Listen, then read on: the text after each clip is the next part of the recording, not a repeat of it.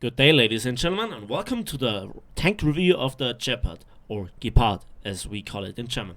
This is a rank 1 battle rating 2.0 German AAA vehicle, and in my opinion, it's the Sealclubber in the game. There is nothing like it, in my opinion. There are a lot of vehicles that have the same aura around them, you know, a Sealclubber or very strong vehicles. But in my opinion, in my personal opinion, this tank beats them all, and it's all down to its stats. Now, first of all, it features a 20mm Flak 38 cannon with 1080 rounds of ammunition in total, and it's magazine fed, and each magazine houses 20 shells. And you know, the turret rotation speed is 35 degrees per second in realistic and 41.2 in arcade, and the vertical guidance is -10 to +90 degrees. You have a high rate of fire of 450 shots per minute, and the reload rate on my crew, which is a totally upgraded ace crew, is 1 second. You're literally never going to stop firing if required. Your hull armor is there and actually not that bad. We have a thickness of 10mm, but it's heavily sloped at 65 degrees, and effective thickness is 21.6mm. You know, that's the large portion. We also have here additional 15mm of tracks, and this driver's hatch is 20mm thick, but it's flat. Also, the lower plate is 20mm and has additional 15mm of armor. So there is a little bit of armor there. The side is 15mm, so that protects you from machine gun fire, but nothing more. Then also we have this crew compartment, or the fighting compartment, where the gunner sits, and we have this gun shield of 7mm. Now it seems to be a bit thicker. Also, there is an overlap, so you have effectively 17mm, and here it's also, yeah, you can say it's spaced armor 15 and 10. Those things are actually there for protection against mud and dust when you're just driving, so in reality, but here they are put downwards to give the gun its best performance. So, yeah, then what about the mobility? Well, in realistic, we have 150 horsepower for 9.8 tons and a top speed of 42 kilometers an hour. The horsepower to ton ratio is 15.3, so you're really not slow. In arcade, however, we have 262 horsepower for 9.8 ton, which gives it a whopping 26.7 horsepower per ton and a top speed of 46 kilometers an hour. Yeah, so the interior shows that the transmission is in the front. Behind that sits the driver, and the engine together with the fuel tank sit in the middle of the tank, together with the radiator. And then we have this wonderful cannon together with the gunner, and the horizontal turret ring sits actually here, together with the ammunition. Yeah, so the trick is to use how it looks like. Fast, aggressive, stylish. I think this is this tank looks very much like a sports car. You know, like some of those hypercars. The Mercedes-Benz SLR is a car that I really like to look at, and for some bizarre reason, this tank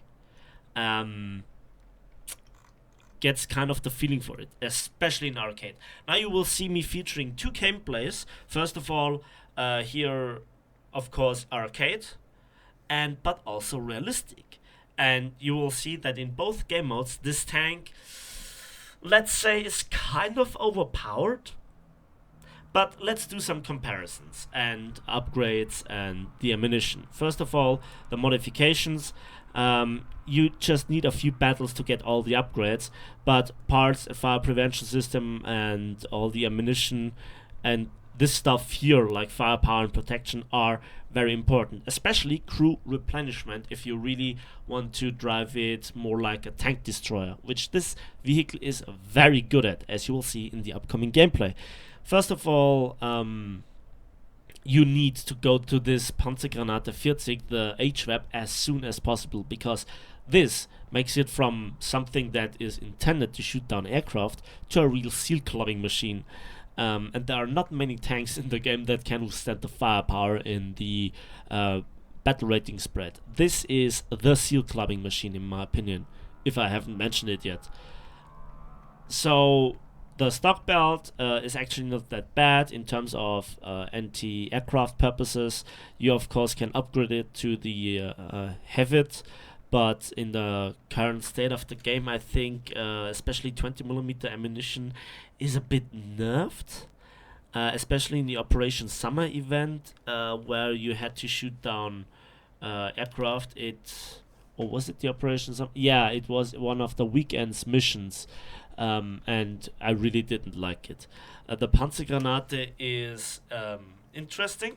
First of all, it works against both aircraft and tanks, and I think this is a good alternative for the Sprenggranate at the moment, as it sets planes on fire, but also does the armor-piercing effect. So especially against ground attackers or full metal planes, this is not bad.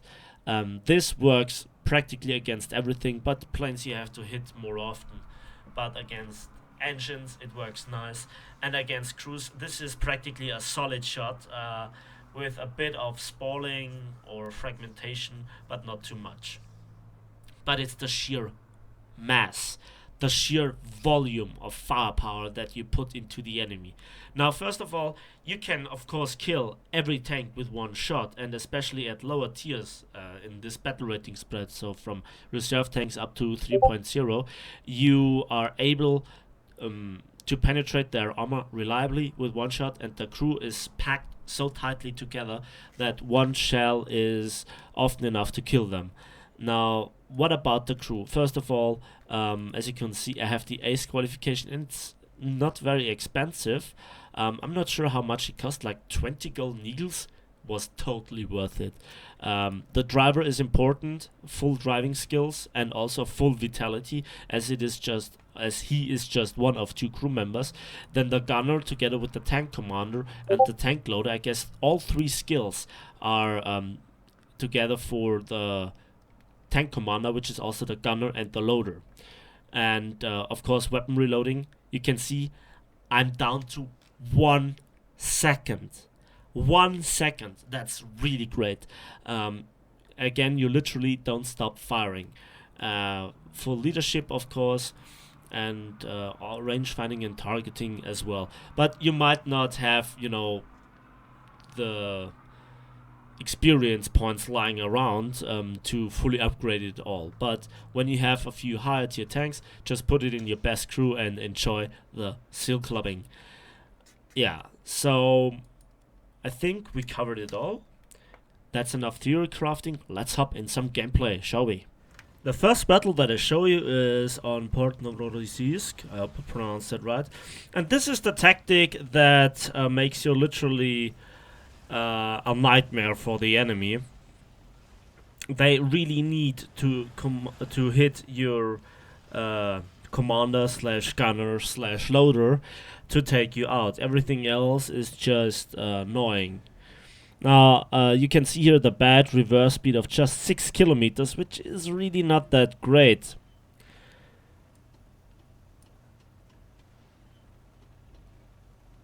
And I think this is good enough for a demonstration. Now, I'm still not used to realistic battles too much, so I'm way too carefully. It all will be different when it comes to the arcade battle footage. But you can see how good the turret rotation speed is. Now I don't see anything. I'm still too careful in my engagement. And I'm waiting behind the house. I thought that the enemy would play a little bit aggressive, and that's normally my tactic, to just intercept the enemy aggressors and then advance. At least that's the theory. The practice often looks different. But that's a good tip. I'm rocking forwards and backwards. So at the moment there is nothing too special. And now is the time when I say, okay, let's engage. So you can see that the acceleration is for realistic battles not too bad. And I'm using here this dip to cross the open field, especially in realistic, where there are a lot of opportunities for the enemy to make an ambush. Crossing open fields is not the best thing to do. Yet I do it because, you know, why not? It's just low tier. And this was literally the only battle that I played today in realistic tank battles. So it was just one try and I got one good result. Now I think I tried this tank out once in RB and I got 15 kills. Yeah, and this guy was totally unaware of me. One shot is all that it takes to take out his crew. Then I get shot and I was pretty blind. And again, one-shotting this guy. Now, have a close look to the ammunition counter. I'm still in my first clip. 4 shells killing 2 tanks. And 2 of those shells were unnecessary. So, I'm going around the corner and I'm waiting for this T-26. Yeah. A little bit of ammunition wasted, to be honest. I switched to auto gunning, you know, keeping the gun down, keeping the trigger pulled, and I was blind for a moment, and again a few shells. 7 shells left of the first clip. Now please take into account, in total you have 52 clips. That's a lot of ammunition, and I take an unnecessary amount of HE with me. And now we're already near the enemy cap circle. Checking the leaderboards for a moment, checking the surrounding, and then I say, okay, let's go fully in. But then there comes the pain. This is one of the vehicles that is pretty dangerous for me. So first, shoot him in the head, and then I get the assist for it. Because the front of the hull of this vehicle it can bounce some of my shells, and in return it has 250 cals. Now gladfully he didn't have the chance, and there I missed completely my shells, and yeah, this is where I just let loose the fury and anger, and I was pretty confused at the moment. That planes don't have markers is a big hindrance for me personally. And I'm not used to it, that's all. I don't have the practice. I'm reversing. At the moment I'm actually out of the cap circle. And there he flies, and then he goes up, and that's his mistake. He actually puts smoke into there. And I actually misclicked and loaded the wrong shell. And there you could see the spark. And then he gets taken out by a Sonderkraftfahrzeug 141, and he's shooting his MGs while going down. So I'm sticking here to this cap circle, and I'm just capping and repairing, and yeah. Now I saw that this Panzer IIH killed another tank. Would have been my 5th kill, I guess. So I advance, and I don't care about the cap. I think there was at this time just one enemy left, and this is the problem for me. If you don't play aggressive enough, you don't get the kills. But if you are too aggressive, you get surrounded and outgunned. Now, I could shoot out my way with this thing, no doubt about that. And I'm looking for the ace. So I saw a marker around here, but obviously the enemy is already dead or has relocated. And then I'm just going full into the enemy's spawn location. There is one problem with the spawn location. Also in realistic, enemies do have a spawn protection. And let's just say it puts the armor to the test in a moment.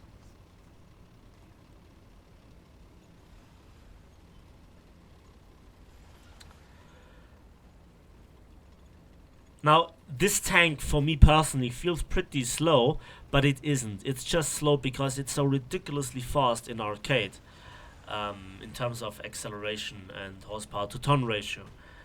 And then I see the marker. Sadly, again, the Panzer 38T version F has killed the enemy AAA. And yeah, the Panzer 38F is actually a pretty good tank. It has a lot of armor for its tier, to be honest. And then there he is, and he just has spawned. And look at this, how he's hammering me. And I'm hammering him back, but he has spawn protection. I'm going backwards and forwards. He misses a lot of his shells. The engine went a little bit yellow. The tracks are going to orange. And at a certain point, he loses his spawn protection. And then he's no challenge to my relentless hammering. So that's a realistic ace for you. And it was quite nice. So let's hop into some arcade gameplay, shall we? So this is the second battle of El Alamein, and this is the small arcade version, which is much more enjoyable to drive and much more packed with action. Now here I'm waiting into an ambush position. As you could see, I was very fast. The rest of my team is just trying to keep up with me. Everybody that would drive across this rock would get a full broadside from my machine cannon, and also if I get shot in return, it would, in the worst case scenario, just knock out one of two crew members. And as you can see, I have the crew replenishment module, so I would be able to hold back the enemy for quite a while. The problem is that the crew replenishment module takes quite a while to reload, or to load up. And I think this is a balancing factor to give the enemy tank the chance to reload and kill you with the second shot. If it would be as fast as the relocating mechanic, it would be probably a little bit too overpowered. Now I can see here the first enemy tanks. I see them on the radar and I get impatient. It's a low tier match. I want to get amazing footage. So let's go in. Now at first I still was not aggressive enough. I overestimated my enemies. And just look at the enemy, how I am a tank surgeon.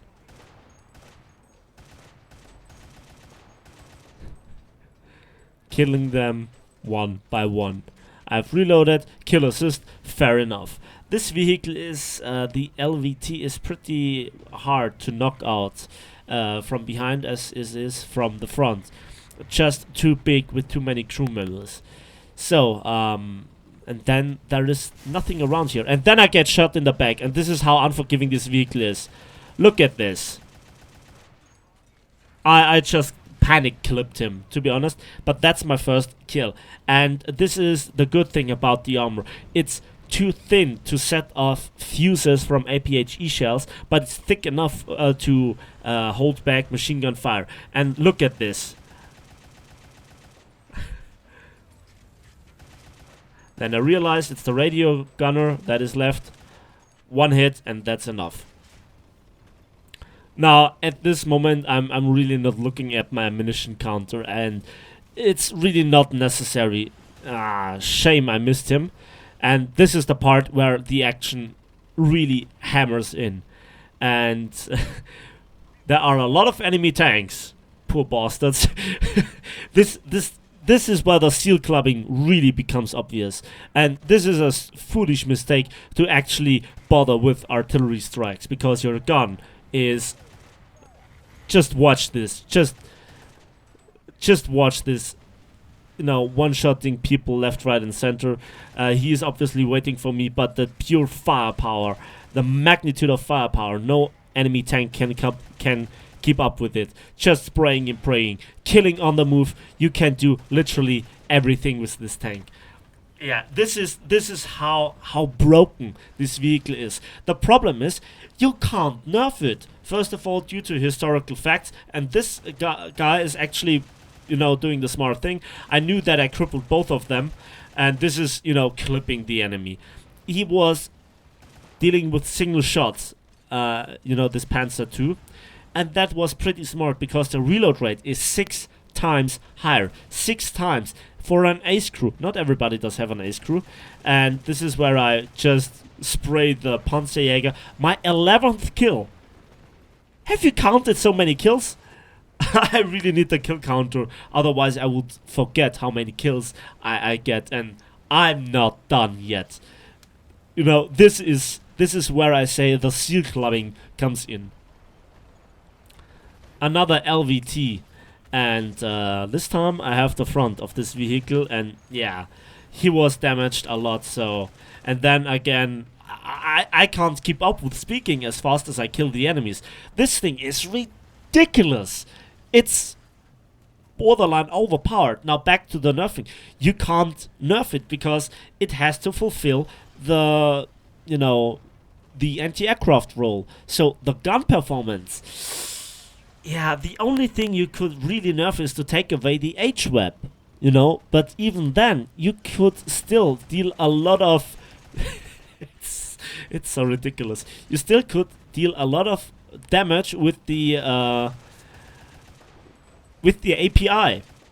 And the argument, for example, for that ZSU-57, to increase the spawn points regarding how many AP shells you take with, is also not a real solution, because you can't deal it with for a fully upgraded for a stock vehicle, because for both the Gepard and that ZSU-57 too, both stock shells feature AP shells, and you can't punish people for having a stock vehicle more than Gaijin already does punish them. 15 kills, very good result. But, I'm not done yet. Just clipping him, not even aiming. I could really, make a challenge for myself, trying to really regulate myself for single shot firing. But even then, this tank just is so broken. It is easy to kill this tank. It literally is. One shell might do the job. But, the return, nobody can withstand the firepower. Nobody can, hold, stop, aim, and shoot before I just rip him apart. 18 kills. I want more. I want more. Now I'm in the blood rush, or shall I say steel/oil rush. Stop being American. Yeah, T60. I actually have to reload. 19 kills. Can I make 20? Can I make 20? There are not many enemy tanks left. I'm between the cap circles. If somebody spawns right now, he could kill me because he does have spawn protection. Can I do 20 kills? Can I do it? Can I do 20 kills? Where is the AAA? He might kill me in return. He's standing still. He can aim. He can prepare himself for the engagement. But it doesn't. It's an M13. And 20 kills. Oh my goodness. This is a result that I haven't had in a long time. This thing is... For the battle rating it sits at, where people have stock crews, this is the seal clubbing machine. If you want to be a unicorn seal clubbing Camp Bush stat padder, this is your vehicle. It's so brutal. It's so brutal. I have no words for it. This is what, a quadruple ace? Yeah, it's arcade, but still, you saw the performance is through the roof.